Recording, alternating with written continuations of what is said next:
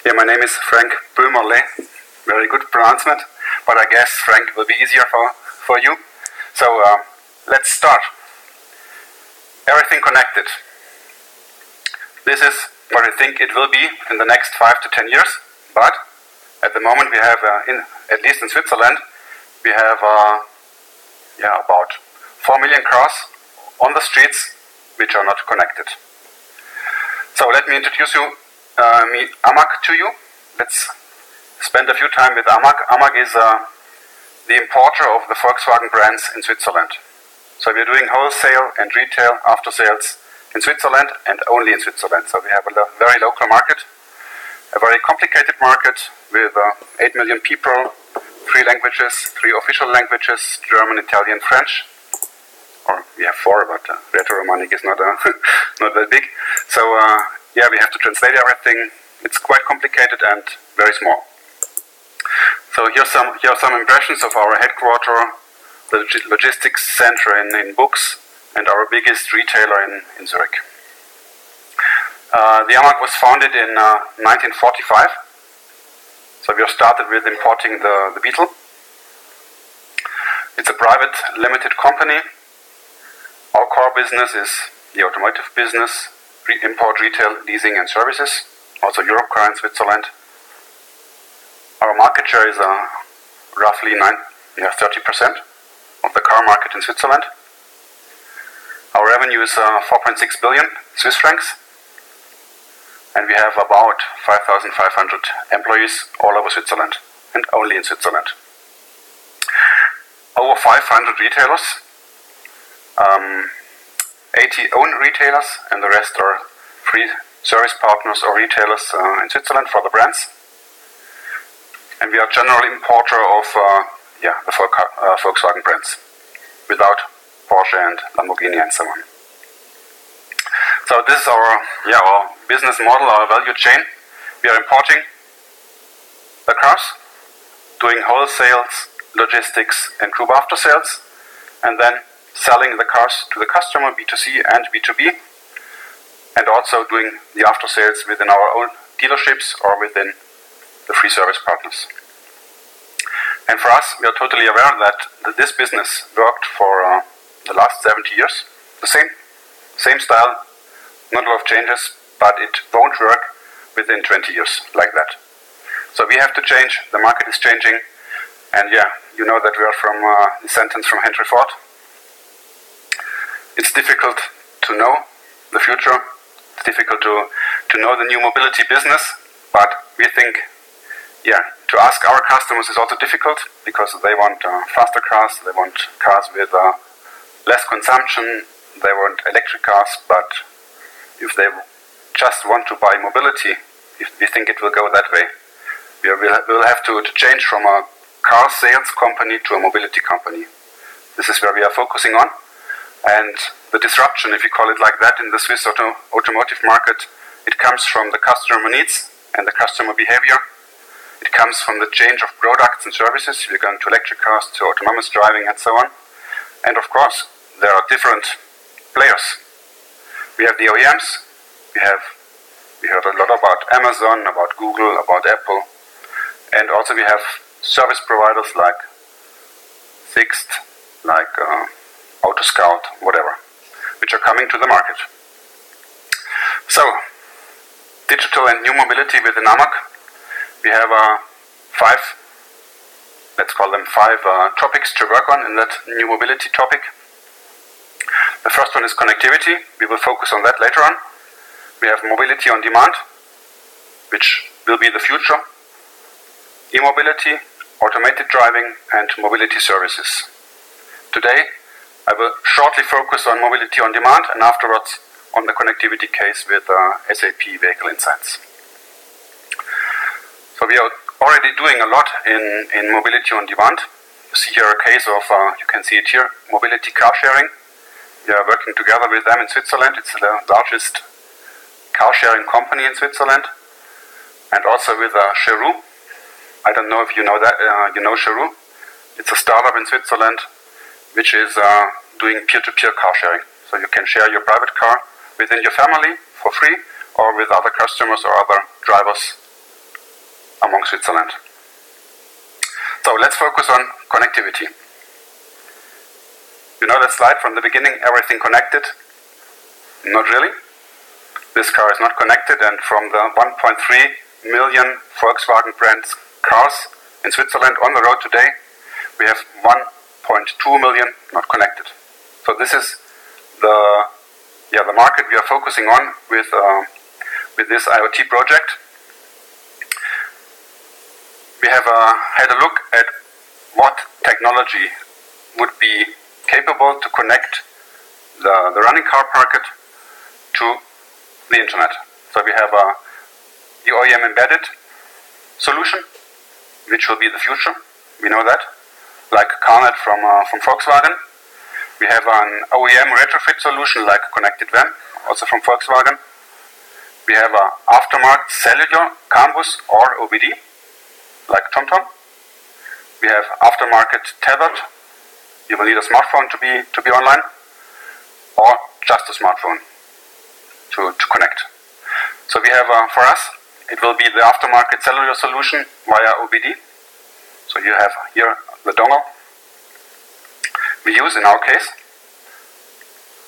And yeah, it's plug and play. This is why we have chosen this solution. You just put it in and it's online. It can read the car data. It's easy to install, and it's quite cheap compared to the other solutions. What is available via OBD? This is a lot of more than what I've shown here, but it's the GPS position, it's the oil level, it's the fuel level, or the battery level if you have an electric car, of course. It's the vehicle identification number, the mileage, the speed, the consumption, the battery status, the DTC codes, the diagnosis trouble codes, and the service information. That means service has to be done in 1 month or in 2,000 kilometers. So this is the information we use out of this dongle via OBD. It's depending from brand to brand, from model to model.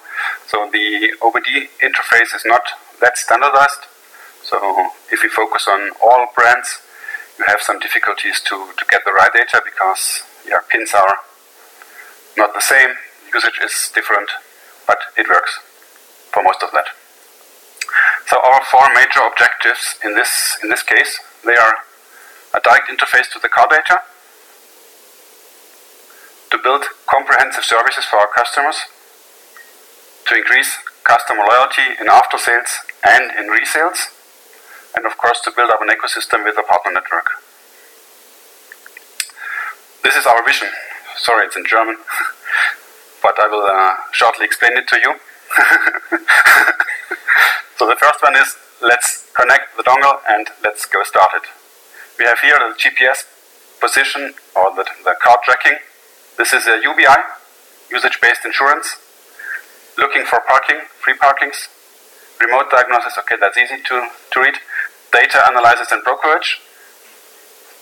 Driver's logbook and fleet management. The e-call, you know the e-call, the emergency call. Then theft warning or tow-away warning. Then again tracking and maintenance, payment, service, appointment taking, gamification, social media, geolocated marketing, and in the integration of sharing. And this with a very good user experience and an advantage for our customers. So this is the vision. We are not right there, but we want to be there next year.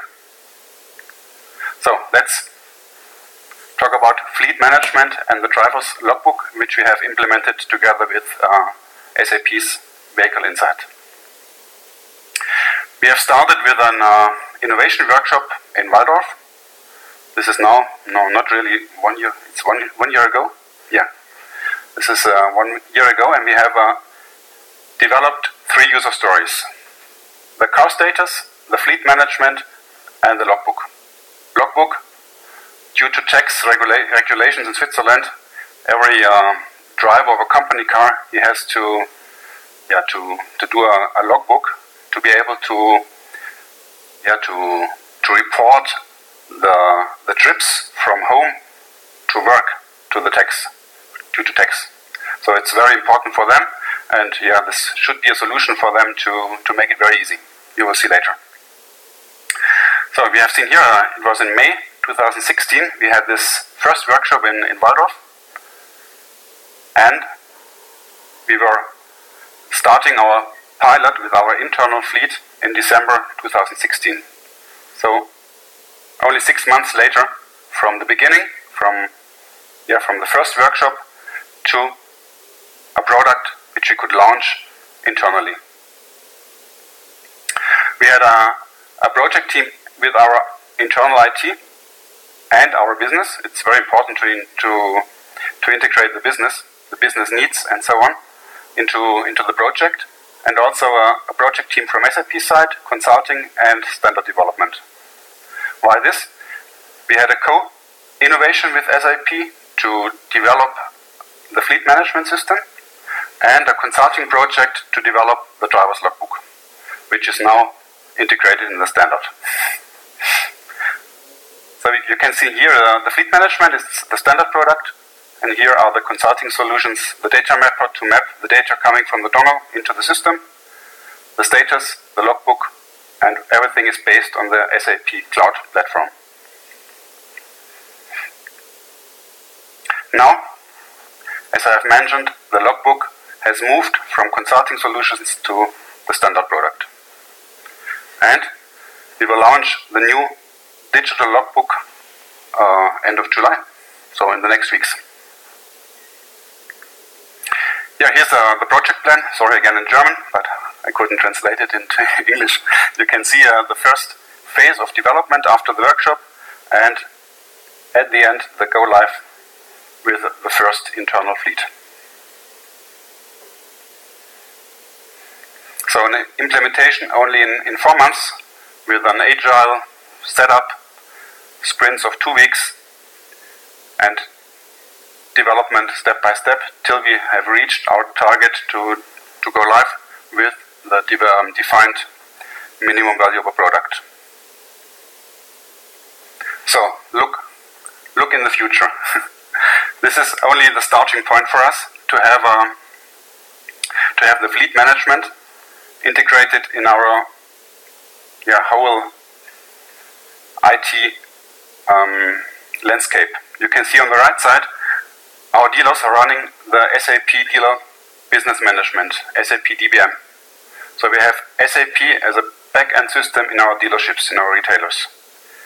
Of course, we want to use the data we have here, the whole car history. We know every repair which has been done in the car, and to combine that with the information, the data we get from the dongles.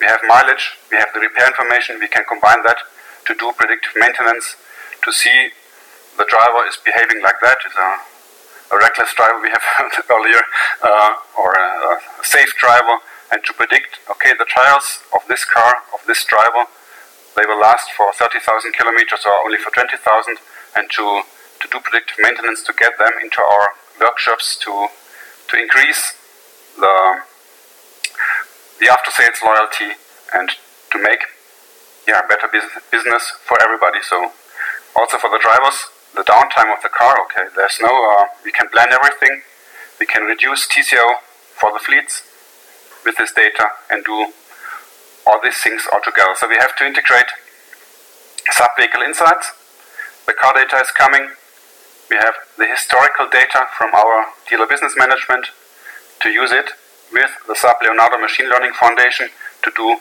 prediction what will happen in the next weeks, months or years. And also SAP Hypers Loyalty gives us a possibility to integrate a loyalty system or also a web shop, whatever. So these are the plans for the future, and we can see here, a screenshot of the fleet management part. In the next slides I have some screenshots, but I guess Miriam, we have a booth in the second floor. So if you're interested, we can show you the system live on the screen in the booth on the second floor. But some impressions now. So this is the old logbook, let's call it. The new one, we will launch it in 2 weeks. So we have the trips of a car. You can see from Midnow to Diepholzau, and the user of the driver, he can classify the trip. It's a private trip, a trip to work, or it's a work trip. And also, this is very important, which we learned from our users, from our drivers. If they are driving on the weekend or on holidays, not everybody wants to share the data with the fleet manager, with his boss, with whoever. So we have integrated the possibility to mark a trip private. So we can see the trip in the fleet management, but we can't see the GPS data. We don't know from where to where, we just know it was 21 kilometers and the car was okay or whatever. So this is a very important learning to integrate that into the system. And this is a trip details, the GPS position on the map, the cars all over Switzerland, or even we had a driver doing holidays with a California in Morocco, and it worked, and he was very happy to see that we could track him, and we could see that he was alive and happy during his trip through Africa. So yeah, it worked. Yeah, again, the predictive maintenance case. We have the driving behavior, the usage data, and the TTC codes, and from our side, from the DBM side, service data, repairs, maintenance costs, of course. So we can integrate everything in the SAP Machine Learning Foundation and also in the fleet management to document TCO and so on. We have to derive correlation patterns between driving behavior and repairs. Of course, it has to be done. No information available yet about that, and it's depending from country to country. We can't take data from China and transfer it to Switzerland. Different air quality, different road quality, and so on. And then we can predict failure of spare parts like tires, like brakes, to automatically trigger service on the app, on the fleet management, to get the cars, to get the drivers into our workshops. Okay. Thank you very much for your attention. Do you have questions?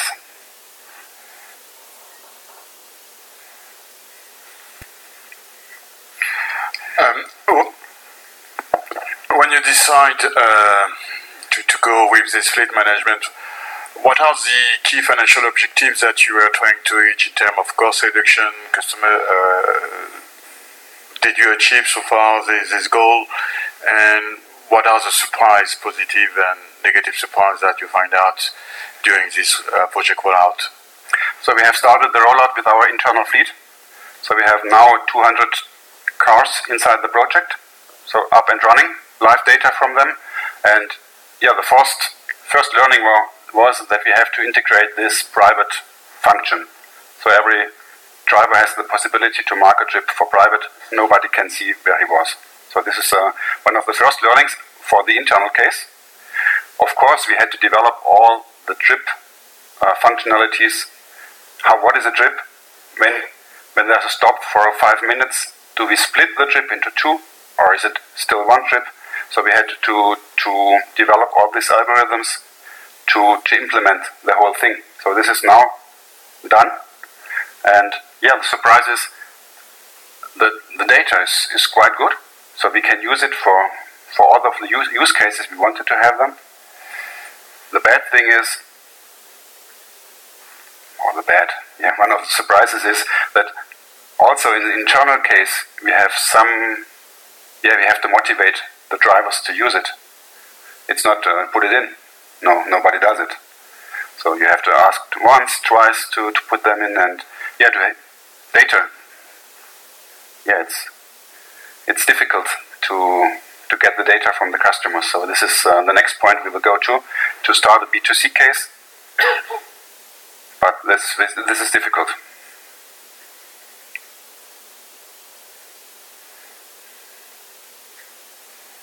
Not from a technical point of view.